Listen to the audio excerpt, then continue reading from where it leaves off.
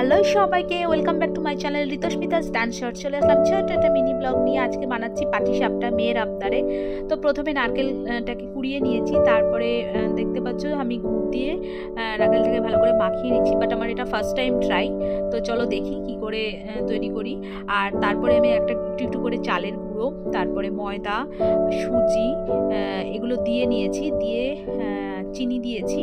তারপরে ব্যাটারটাকে ভালো করে রেডি করেছি। রেডি করে দেখতে পাচ্ছ আমি কিন্তু নারকেলের পুর তৈরি করেছি। সেইটাকে আমি এরকমভাবে দেখা যাক এটা ওঠে কিনা। চলো, কেমন হচ্ছে জানি না, খেতে কেমন হবে সেটাও জানি না।